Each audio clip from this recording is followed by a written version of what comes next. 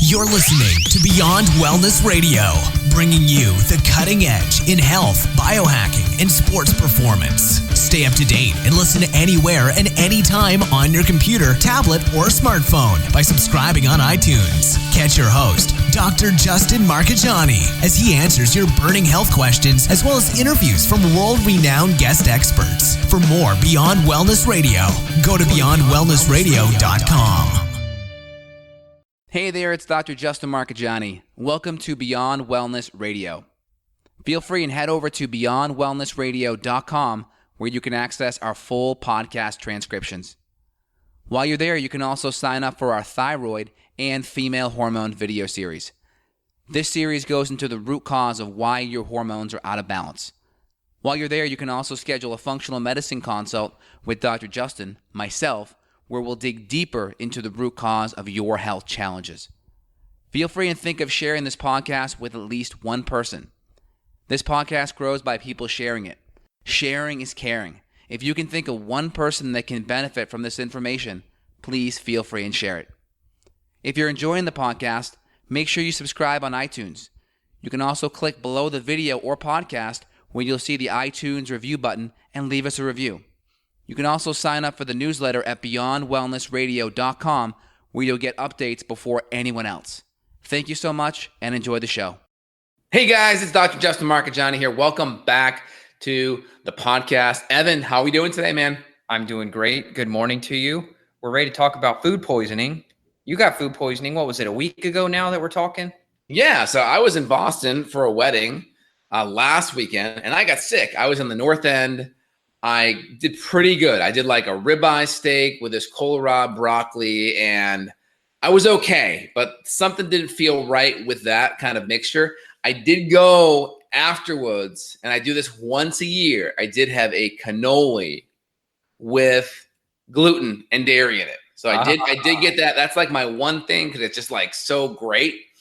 But I did it the previous 2 years as well. So I'm like, is it really a dairy and gluten thing? So there's this kind of two different like levers here. All right, you got like food poisoning where it's like a bacteria kind of thing, like an E. coli kind of thing. It could be food poisoning, AKA an infection, like a parasite or a bigger bug. Or number three, it could be inflammation from the food. And they're both kind of similar. So first thing I did was I was like, all right, enzymes, charcoal, ginger, anti-inflammatory, soothing support to kind of calm things down. And the big thing was just so nauseous. The ginger really helped, but it couldn't keep it down all the way. So that was number one. I'm like, all right. And then I was doing a lot of L-glutamine. So I'm like, I don't think this is an inflammation thing. It's lasting a little bit too long. I started hitting a little bit of oil of oregano. Didn't move it a ton. So I was doing my GI Clear 5 oil of oregano. Wasn't moving it a ton. And then I started hitting, when I got back home, my GI Clear 4, and it knocked it out right away. So there was some kind of, I think, a bigger bug in there because I don't think it was inflammation-based. I think it was an infection that I caught. But within a day, within 2 doses of my GI Clear 4, which has the berberine in it, the golden seal, the burdock, the black walnut, my nausea went right away. So I'm still on it now. I'm going to take actually a whack of it as we speak. So you were really, were you throwing up or you were just nauseous? Dude, I didn't have any diarrhea or any, throwing up. It was just incredible amount of nausea. Like, whoa. Like a scale of 1 to 10, like 10's like the worst nausea ever. Where were you? It was probably like an 8. Oh, that's pretty bad. And this was for very, like I didn't want to move. Like I felt very uncomfortable moving at all. And you were flying back home being that nauseous? I mean, what really helped though is those GT Dave's kombucha. The ginger really, really helped. I mean, I was doing that. It calmed down a bit, you're saying. Yeah, and then I was doing the kettle and fire bone broth, which was very soothing as well. So I was just going bone broth, kettle and fire to the ginger kombucha, and then I was hitting probiotics, hitting activated charcoal, and then I was nailing the oil of oregano the last day. The oil of oregano didn't touch it as much, but the GI Clear 4 really knocked it. So typically I tell my patients, and you travel, go with the GI Clear 4 and 5 when you travel, just to ensure that you don't have any food poisoning issues or you get an infection. So my generalized stack, if you're traveling, is 1 dose of probiotics.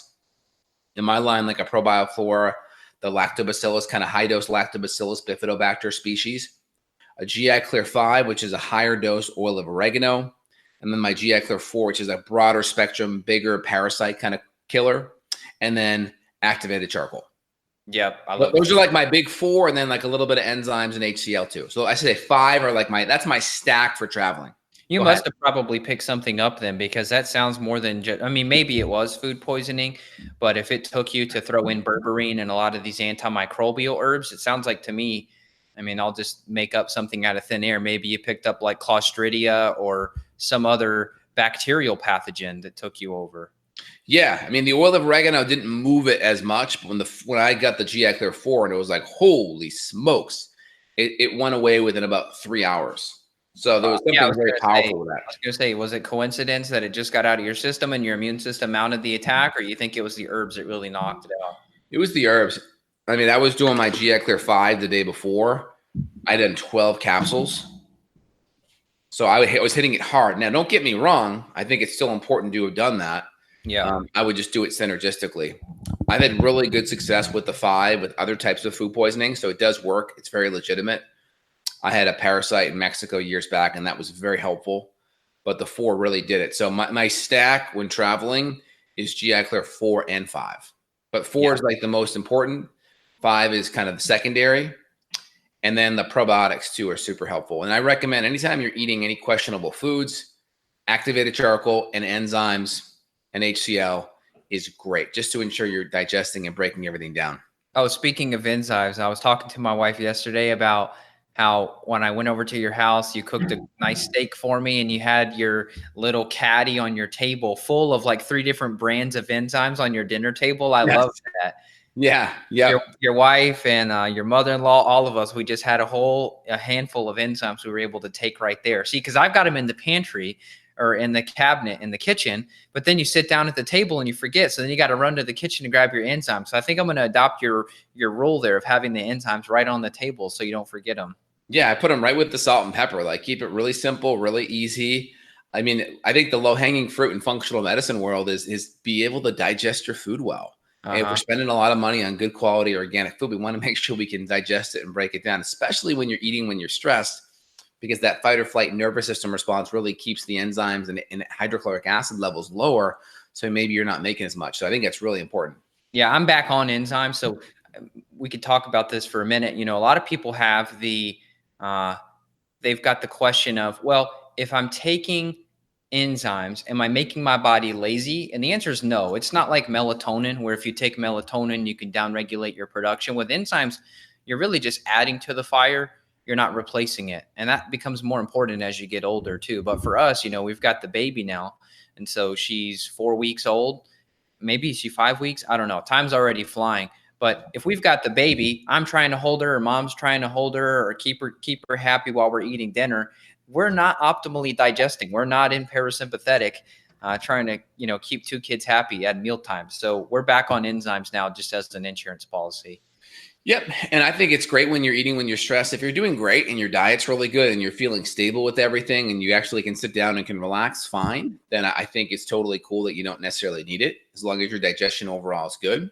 But if you're definitely more on the stress side and you're eating a meal a little bit faster, then I think it's good to always have them as an insurance policy. I just keep them right there. So if I feel the need to have it, then I'm ready to go. One thing you didn't mention, which I think we should mention for, you know, just general, getting hit with something like that, would be aloe. You know, there's a couple different aloe extracts that we use. I've got one. Do you have your own aloe as well? In my GI Restore, I have a formula that has aloe, DGL, and glutamine. So I do like that for like a gut soothing, gut healing support. And then one thing, because I was traveling, I went to Whole Foods and I bought some aloe juice. So I did get some aloe juice and I was sipping on that. And I did find it very soothing, and it was very palliative. It wasn't fixing the underlying root issue. Doesn't mean you shouldn't put it in there, because even if you have an infection, there's going to be some level of inflammation present. So it's going to help calm it down, if you will. True. I see so many kids with gut issues. I feel like it's probably more common than even the adults that I see. I don't know if it's just that, you know, the kids are not finding the answers from the pediatrician, so they end up, you know, reaching out to us or what. But when I'm looking at stool tests lately, I'm finding kids, their gut is so much more inflamed. I mean, I'm seeing 700, 800, 900 on the calprotectin. It's like, my Lord. I mean, Yeah, that's that's a very high level. I mean, that's basically in like an irritable bowel disease kind of category, that you'd see with Crohn's or ulcerative colitis. That's really high. And I think a lot of it is just you have more crap food out there for kids today. I mean, my God, it's very rare to see kids eat whole foods. It's very rare to see kids even just drink water. Like my son, he drinks sparkling mineral water, he drinks water, and he drinks unsweetened green juice, like with kale, broccoli, spinach, like no added fruit, no added sugar at all outside of what's in those green vegetables. And then he has meat. So for breakfast, he'll have half an avocado today, a piece and a half of bacon, and then maybe a couple of blackberries and some coconut, unsweetened vanilla yogurt. Like that's it. Like that's his breakfast. And then for lunch, it's tough with kiddos. So I try to always recommend with parents, cold cuts tend to work really well with kids. Just choose a higher quality one, like get the Applegate or the Welshire Farm, where it's at least a step 2. So you're at least getting a pretty good quality.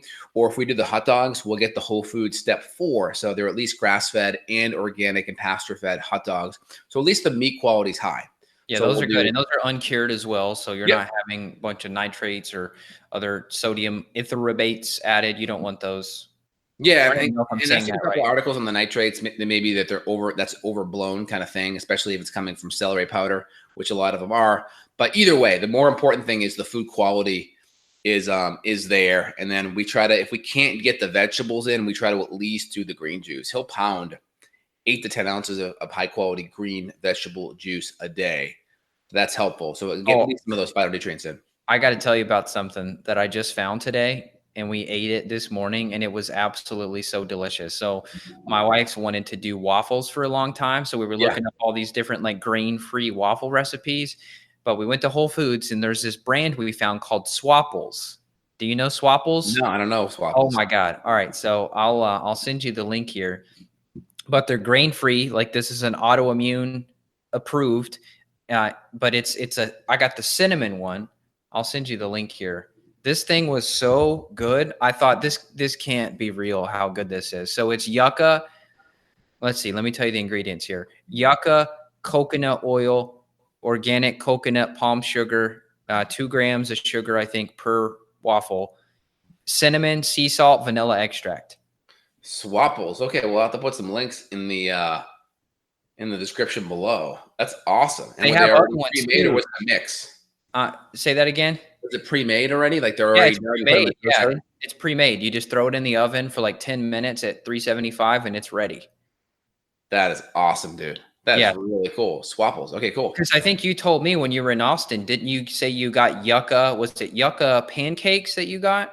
Well, at Picnic, yeah. Anyone that knows Picnic is awesome for their autoimmune, gluten-free, grain-free type of foods. They have great yucca-based waffles and pancakes. So I would do like the blueberry pancake. It's really good. That's delicious. So they have other ones too that people can use like as a bread replacement. Now, granted, it's still going to be, carbohydrates. So if you're trying to stay in ketosis or something, this is not going to work for you. But they've got like a tomato basil one, which is the yucca, however you say it, coconut oil, tomato, sea salt, spice, and garlic. So if you're like one of those people who you just can't live without bread, and it's like pulling teeth for us to get you on an autoimmune template, you may be able to do something like this instead and get you off of the grains. I mean, yeah, I like that. I love that stuff like this exists. That's awesome. Yeah, I have a recipe on my website. Basically, it's pretty simple. It's a half cup of coconut milk to a half cup of coconut flour to 4 eggs. That's it. And it's blended up. And then we use a waffle maker and we just put it in there and it's done. So that's another good option too if you want to make it. Coconut flour, coconut milk, and then eggs. But this is another great option. It's always nice to have them pre-made. So if you're in a rush, you can just heat them up fast and be done with it.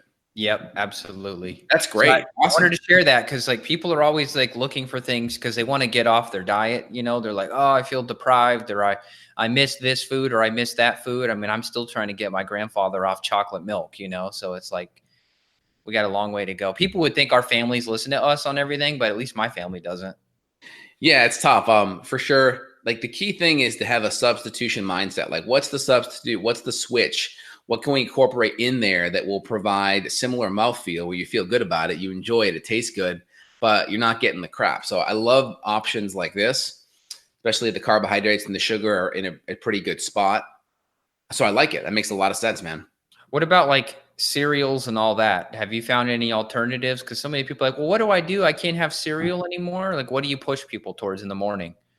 There's some decent like paleo granola that's out there that's more nut and seed based. So that's pretty good.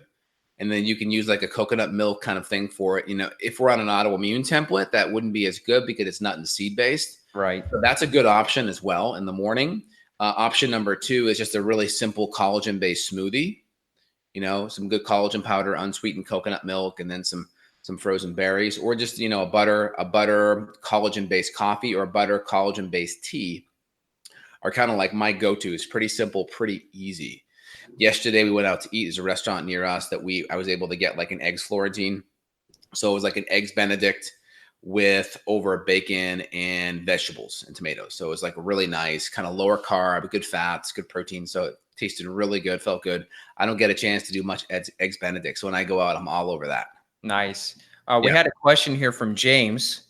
Happy Monday to you, James. He says that when we talk about gut health, what organs are we referring to besides the stomach?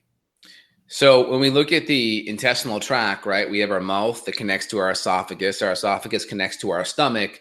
Our stomach then connects to our small intestine, 3 parts of the small intestine: duodenum, jejunum, ileum. Then down here at this side, bottom right-hand side, the ileum and the cecum meet up. This is where the colon starts. The colon goes up here, ascending, transverse, descending, sigmoid, and then anus rectum. So that's kind of your generalized intestinal tract. Everything from mouth to esophagus to stomach to small intestine to large intestine to rectum, anus, out in the toilet. That's it. Yeah, and then organs. So other organs we're referring to, gallbladder is part of digestive process. Pancreas, gallbladder, liver. It's going to be hanging out right here that dumps into the small intestine via the duodenal hepatic ampulla. I would say that's the big one. Spleen's more of a red blood cell kind of graveyard. So pancreas, not as much with the spleen. Pancreas will help more exocrine wise with enzymes, lipase, and proteolytic enzymes. It'll help with the blood sugar component from the insulin and glucagon. Maybe the adrenals could be involved with digestion, depending on how crazy your mealtime is. If you're one of those people, you know how many people I see driving on the highway eating? Stop doing that, people. Eating sandwiches while they're on the highway, like trying to merge on. Lady's got like a wrapper with a burger in her hand. It's like, probably the worst time to be eating. I mean, definitely fight or flight, nervous system response. I hope they're at least doing some hydrochloric acid and enzymes. But if they're eating a sandwich, they're probably not there yet. No, they're not there yet. They're not there yet. Exactly. Yeah. So here's a question from Carol. Yeah. She said, love the idea of keeping the enzymes on the table. What company are you purchasing your enzymes from? We have custom manufacturing. So we work with several professional healthcare companies for practitioners, and they make special blends and products for us. So you can check out Justin's site, Justin Health. He's got several different enzymes on there. I do on my site, evanbrand.com as well. Correct. Yeah. Mine's Enzyme Synergy, HCl Supreme, and then Digest Synergy is kind of my lower dose enzyme HCl blend. I like those. Evan, what's the name's yours? Mine's Pure Digest. That's my go-to. That's the one that's got the ox bile and the DPP4 in there for accidental gluten exposure, 200 milligram betaine per capsule. So that's my go-to. Here's a question from Matt. I'll be taking or maybe taking a trip to Greece sometime next year. Definitely will take charcoal and enzymes. I'm mostly worried about water. All I drink is reverse osmosis. Do I just resort to bottled water? Yeah, I mean, I don't see an issue with bottled water. Or if you want something that if you're just like super anti-plastic, you could do the Berkey Sport. It's a little blue bottle. I think it may be made of silicone, but it's got the Berkey filter in there, and you just put in your tap water and you can suck it up through the straw. And as you're sucking through the straw, it pulls the water through the filter. And that one's incredible, and it's relatively cheap too. Yeah, those are good. And I don't have a problem with drinking out of a plastic bottle if it's, a special occasion kind of thing. Like in general, like I was up on the boat this weekend and I brought like a whole bunch of Topo Chicos with me. So I was able to do that. But sometimes it's just not convenient because I don't want the glass breaking, or I don't want, the glass clanging around in my car if I'm there. So sometimes I'll use the can. I'll use like a LaCroix or another type of sparkling water brand. Or, if we're going to do plastic, I'm typically doing Fiji for the high silica, or I'll do the Evian for the high mineral content. I'll do that. And the key thing is just make sure you keep it out of the sun. So if it's plastic, I try, if I'm outside drinking it, I have a backpack and it goes right in the backpack afterwards. I don't want to have it hit the sun's rays. And I just do my best, do your best to make sure you're buying it from places that are decent. My biggest concern with water is they just put it on a pallet, leave it outside, let it sit in the sun. So typically, you want it, pulled inside right away, because the UV rays from the sun will cause the plastic to leach some of those estrogenic compounds in the water. Yeah, I trust like Whole Foods, the way they handle their stuff, because if they get a truck full of Fiji water, they're going to unload that truck directly from the truck in the darkness into the store. And right even away. Then the case of the water may even be inside of a cardboard box there where you're not getting the sunlight to hit it. So. Yeah, Whole Foods and those stores that have, you can just see, right? They have just a smooth trucking containment to inside the store. You're pretty darn safe because it's going from inside to outside. Or inside to inside the store pretty smoothly. So that's at least a good option for you. So I like that.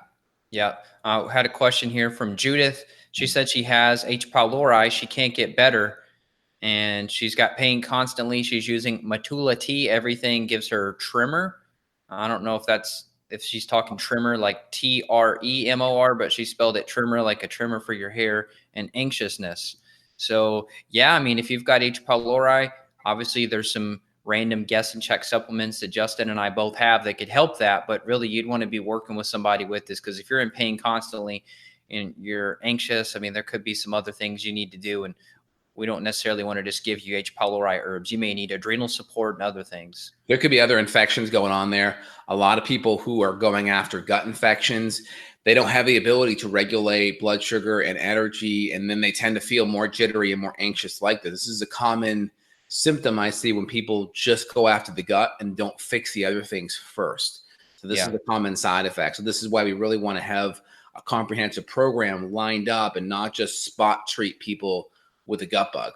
Sometimes you can do that when people are in really, really, really, really good health and their infections are more acute. You can totally do that. But the more something's been chronic and the more other fatigue and cognitive issues are at play, you really have to line things up in a really systematic approach to get the best results. Yep. Yeah, well said. Oliver asked, do you guys tolerate raw milk kefir? I don't do any. I'd probably tolerate it. I just don't do it. I don't do well with it. I had a patient get me a gallon of like really awesome, super high quality grass-fed, pasture-fed milk, and I still had a lot of diarrhea from it. So I'm just like, it's just not worth it for me. So the only dairy I can do well is ghee and butter. And then if I do kefir, it's going to be coconut based. I'll do coconut based kefir. Yeah, it's just not worth it for me to try it. So I just don't. Exactly. Suzanne writes, what can I do to fight hunger cravings? I don't eat after 5 p.m., but I wake up crazy hungry. I drink a lot of lemon water with some Himalayan sea salt. So yeah, you probably need to be eating a little bit later. If you're going to bed like around 10, 11, that's, 5 or 6 hours before going to bed without food. So there could be some blood sugar instability happening. So if you're waking up at night, we may want to have a nice little simple snack with protein and fat by your nightstand. And now try eating within 2 hours before bed.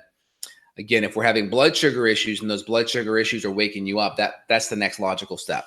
Yeah, may need some adrenal support. You may need some chromium. You could throw some cinnamon on a baked sweet potato with butter, have that for dinner. That may stabilize the blood sugar a little bit too. I really, really love using chromium and other trace minerals to help. So there's herbs that you can use too. There are some like glucose modulating glucose control herbs that we use. But once again, that's something you don't want to guess and check on. You got to get to the root cause. And then Carol writes in, are your products safe for 2 years old and up? It depends. Most 2-year-olds can't swallow pills that are in our products. So we have special tinctures that are liquid based and they tend to be easier to dose. So we can dose them more dialed in for the weight. So we like the tinctures for the younger people. Or chewable. There are a couple chewable products we use for kids too, just to kind of depending on what it is. Are you talking chewables for actually like clearing herbs? No, I'm talking for digestive enzyme stuff. Yeah, chewable enzymes like chewable aloes, things like that. Yeah. There's some VGL and aloe out there I've seen, and then there's some enzymes that are chewable that are good. But no, for killing, no, you're right. For killing, no, I don't know of anything that can kill that's chewable.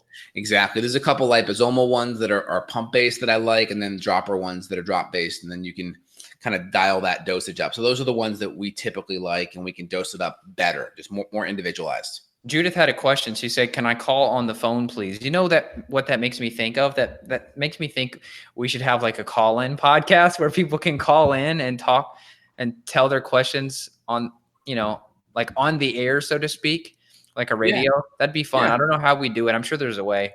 Yeah, I'm open to that for sure. I think I need some kind of a call board and plug it into my computer. Something we can look at. Anyone has any information on it, let us know. We'll put it in the queue. That would be fun. And then a couple of questions. George writes in, "Hey, George, hope you're doing well. I typically do ashwagandha dry herb in a capsule versus tincture. Ashwagandha in a tincture tastes absolutely horrid, especially strong ashwagandha. It's one of the worst tasting herbs next to tribulus." I do ashwagandha in tincture, actually, with the Soothe formula, the adrenal Soothe formula I do. And I mean, I guess Is it a blend or is it? Yeah, it is a blend. I mean, it does have, well, it has motherwort in it, which is equally. Does it have licorice in it too? No, there's no licorice. It's ashwagandha, reishi, motherwort, ziziphus, albizia. It's pretty horrid. I have a lot of clients who are like, I just can't do it. Okay, yeah. But there's a blend. But if you do ashwagandha in a 2-to-1, meaning 2 times the amount of herbs to the alcohol that's in there, most people do like a 1-to-2 or a 1-to-5. So it's like literally 5 to 10 times less potent. It's not even close. But when you do a really strong 2-to-1, it's like, holy God. It's crazy. Oh, man. Judith, how can you contact us? So Justin, you can reach Justin at his site, justinhealth.com. There's a scheduling button if you need to schedule a call, or there's also contact information if you just want to email. Let's see what else here. My site, evanbrand.com, same thing. There's contact info there. Do you want to answer this one here from Christian? Yep. 9 months ago, I was diagnosed with Candida, came up 40 on my O test. So I imagine like the D-rabbit tick is the marker we're looking at there.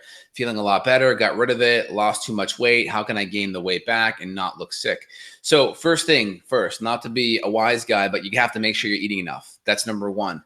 You have to make sure you're getting enough calories. Sometimes when people do a lot of killing, that killing can actually decrease the appetite. So you have to actually run your foods through Chronometer. justinhealth.com/chronometer, CRONO, meter, METER. Make sure you're getting enough calories, number one. Number two, if you're more of an ectomorph where it's hard for you to gain weight, you also have to look at your macronutrient ratio of protein, fat to carbs, and increase the percentage of your carbs. So if you're at 30 or 40%, go to 50 or 60%. And still try to make sure you're doing grain-free based carbs. Don't get extra grains in there just to get more carbs. Do more squash, sweet potato, plantains, yucca, those kind of things instead.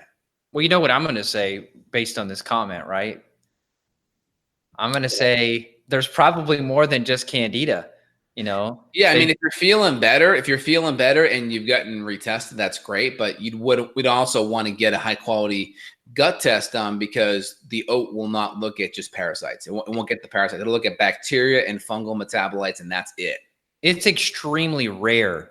I mean, they say 9 months ago they were diagnosed with Candida. Whoever diagnosed you with that, I mean, I can't legally diagnose anyway, but I would be very, very suspicious that you just had Candida. That's very rare to see. I guarantee there's probably maybe some parasites, bacterial overgrowth, H. pylori, something else going on, because I feel like Candida is usually kind of late to the party, whereas the bacteria and the low HCl from the H. pylori and the parasites, those kind of disrupt the gut, and then I feel like Candida moves in. Now, I guess it could happen, chicken or egg, who cares? But I feel like Candida is usually like a secondary issue to a primary parasite. Exactly. And typically the timing of how we typically do H. pylori first, parasites, bacteria second or third, and then Candida last. So that's kind of the general way in which we treat, Robert. Hope that helps. Yeah, Robert's question, for those listening, he had a question on what should you go after first, Candida or SIBO.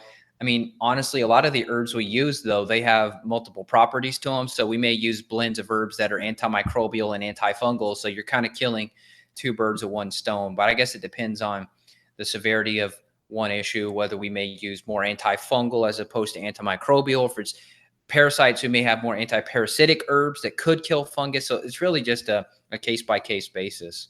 Totally. And thanks, Guerrero, about the Zoom meeting thing. We'll keep that in mind. I think that's good. Matt writes in, are there any benefits to save your carbs, to not save your carbs for the evening? So meaning to do your carbs in the morning. So that's like kind of the common sense where a lot of people load up on carbs in the morning. Again, some of the data suggest in the carb backloading community that better at night. There's also some data that people tend to sleep better with a little bit more carbs in their system at night. Also tends to help with fat burning and such. So I typically always, let's just say, lean on the carb backloading mindset, but always test it out. I mean, there's data out there, but then you got to use your clinical experience. So test it out, see how you do, see how you feel. Yeah, we had a question from Jack. Should one take probiotics daily? I mean, that's like such an open-ended question. I mean, we could spend an hour on that subject. We probably have spent hours on it. I'm kind of on an on phase right now with probiotics. I'm doing some special probiotic blends to help lower and regulate histamine. And then I'm also doing some Saccharomyces boulardii. So I'm doing those daily for probably months. But, with my daughter, I cycle her on and off of probiotics, throw in some Saccharomyces. It kind of just depends what you're doing. Correct. Now, in general, about people taking herbs between meals, a couple things to say about that is, I used to say, like, do your herbs 100% before food, which I think is great, typically at least 5 minutes before food. The problem is you get a lot of patients that are like puritanical where they'll forget and they just won't do it. And then they'll forget half the time. So then half the time they're never taking the herbs. So my perspective is ideally, 5 minutes or more is fine, especially if you're not getting nauseous. But if you forget, still have it. Always do it. Eating your food and forgetting is not an excuse to not take it. So I always try to draw that line with patients. And if patients are more sensitive, we'll typically do it with food anyway, just so it mixes in and it's a little bit less potent as well.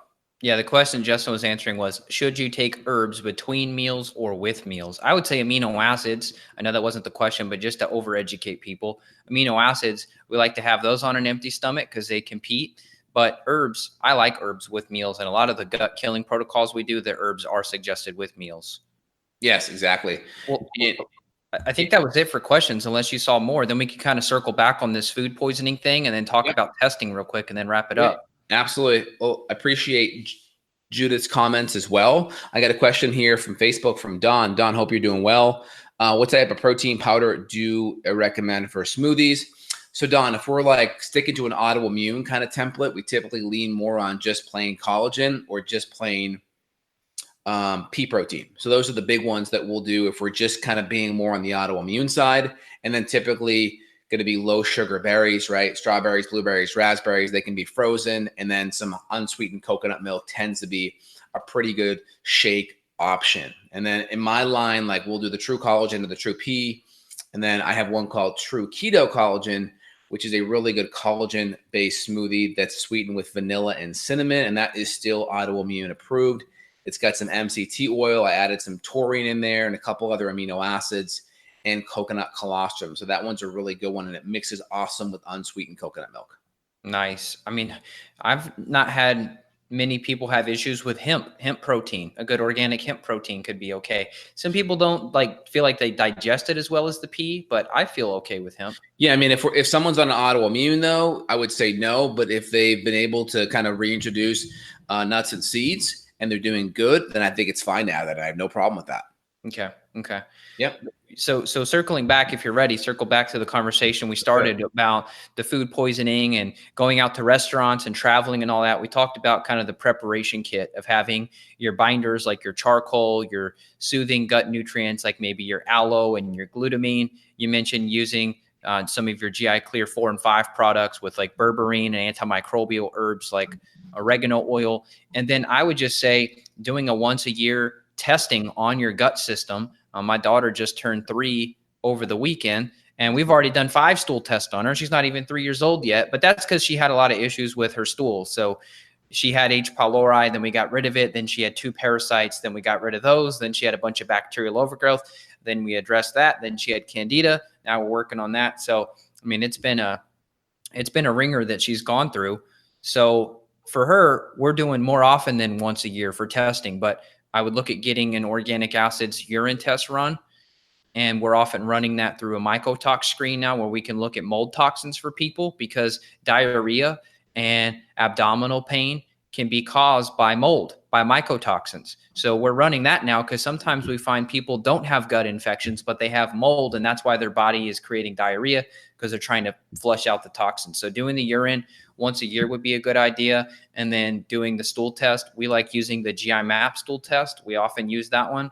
And that's a DNA-based one where we can look at all the different infections people have. We can look at your inflammation to determine, well, is it the infection? Is it the inflammation? Is it both? How's your pancreatic enzyme function look? Are you eating and reacting to gluten? How's that look? How's your fat digestion look? We can get all those pieces of data because really at the end of the day, a lot of people have these great questions here, but a lot of these questions they're too general, and really you need the clinical data. You need to see the answer. The question, do I need probiotics daily? Well, I don't know. Why don't we look at your normal bacterial flora?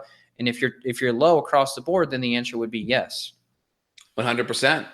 So in general, for everyone that's traveling and has a food poisoning issue or wants to be careful, it could be a food poisoning where food poisoning could mean like there's just mold in the food. There could be some E. coli in there. Then you upgrade to like infections like H. pylori and actual parasites that could be a little bit more longer lasting that aren't going to go away in a night.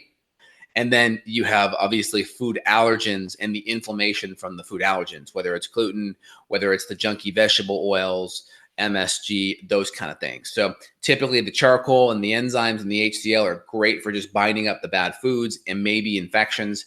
If you have the issues and they're acute, then you want to hit the GI Clear 4, the GI Clear 5, oil of oregano, golden seal, higher dose berberines. Those things are going to be great. Higher dose probiotics, lactobacillus bifidobacter, enzymes, HCl, and activated charcoal with the food at that point. We do not worry about taking charcoal away from meals when we are eating questionable foods or when we are sick. We're trying to bind things up and prevent, excessive diarrhea and such. Yeah, there was a question earlier about like Shilajit and fulvic acids. I use a product that has charcoal and the fulvic acid in it, and Shilajit as well. And it's from Beyond Balance. That's a practitioner company. So you would need a practitioner to help you order that. But it's a product that we use called Tox Ease Bind. And it's a binder, very, very, very, very helpful. And so I'm using that personally and have a lot of good experience with it. Exactly. I love that. Very good. Well, today was a great chat, man. Excellent. If you guys enjoying the podcast, make sure you head over to evanbrand.com. Evan's got some great information there.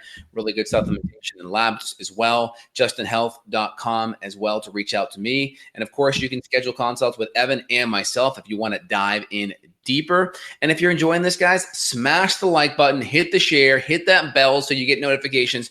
We appreciate connecting with y'all, and we will be back next week. You guys have a phenomenal day. We'll talk soon. Take care. Take care, Evan. Bye. Bye. Got a question for Dr. J? Go to beyondwellnessradio.com and click the questions button. Then tune in to hear the answer. Also, if you like the show, click below to review us on iTunes. For more Beyond Wellness Radio, go to beyondwellnessradio.com.